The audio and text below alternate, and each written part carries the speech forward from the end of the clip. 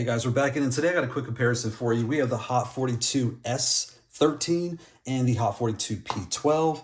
And when it comes to these two controllers, these are their smaller form factors. These are kind of your entry-level pricing and entry-level sizes for using these leverless controllers. If you're new, you're going to want to pick up either one of these pads, and I'll explain why you'll look at one of either of these to get going on. So here we have the S pad. So when it comes to this one, it is very compact. It can fit pretty much in the pocket of a men's jean. When you look here, you have your pass-through port here on the side. You have your power on the top and your power on the other side as well.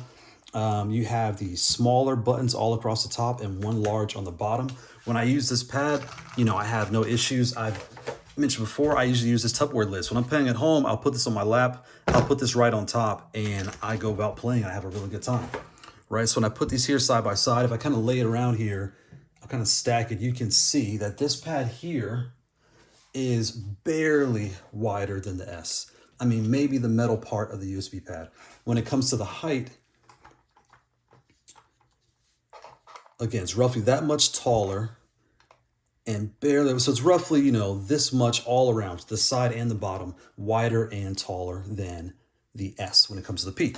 So when it comes to determining, is this size pad the right size for you, you want to do the classic paper test, right? So we all know my paper test. I grab a standard piece of American printer paper, I fold it in half, and when you lay it on top, it is roughly the size of this pad, right? And when you lay it on top, it is basically the size of this pad. When it comes to width, it is basically the width. It means a slight little gap here, and this is basically the width of a piece of paper and the height of a piece of paper. So take this, put this on your lap or put it on the table, and just kind of play on it like this. And that'll let you know, do your hands fit? Do you feel cramped? Because the 4 buttons are gonna be right here. Do you feel cramped up, or is enough space to fit for you? And that's how you can determine, put it on a chair, sit on your lap and see, is this sliding off your lap? Is this too small for you to feel comfortable? That's how big these pads are in person. So now when I grab the P, you can see here, it has the pass-through port on the right, nothing on the top, and then your power's on the side here. This has your home and start buttons are moved over here, whereas your activation, 1 and 3, I put them in black, they're right here. This one, your start is here and your home is here. So they're kind of off to the sides and one in the middle. Your R3 and L3 are all up here. You have your tournament mode, so you can turn this switch off and on to lock these down. That way you don't press any buttons by accident and get disqualified. And they remove the extra up button, again, to be tournament legal, so that way you have just your 12 buttons and you're good to go. So comparing the two, what is really the difference? This is your acrylic multi-layer design, right? So you have your layers of acrylic here, you have your board in the middle, and then you have your custom artwork that can go here on the top, your art on the bottom. You just unscrew these screws and you lay your paper sheet on the top here, on the bottom, and then sandwich it back together, close it up, and no issues. It all holds up really well. And that's how you do your customizations.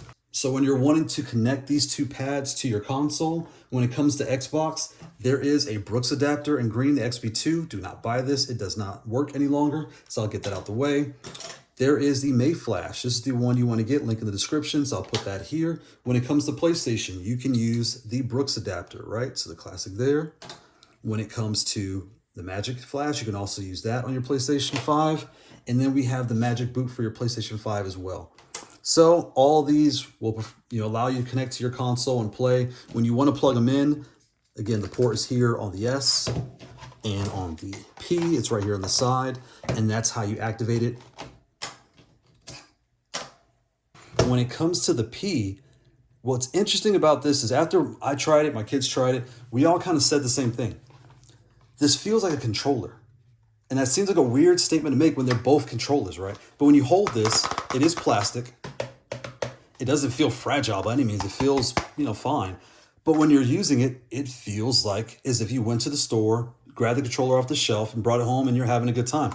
So if you're not really looking to customize and do different things, you would be just happy with the P, whereas with the S, there's really no better or worse, no comparison. They're really just their own unit and their own style of doing things. They both have similar switches. This has the reds underneath, and this has the new clear. So if you see a C on their models, that is the clear switches. So it has the new clears, and all that is for is with the lights that shine under here and the lights that shine here, these keycaps are very frosted and clear. The light will shine through really bright. These are black, so that with the clearer keys, you can see all the lights shining out. They won't be blocked by the materials that make up the switch, right? So that's really the only difference. The screen sizes, they're in different locations, but they are what they are.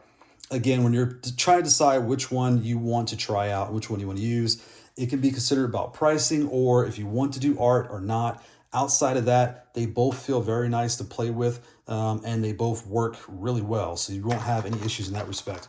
So that is a comparison of the P12 and the S13. Thanks for watching. Bye.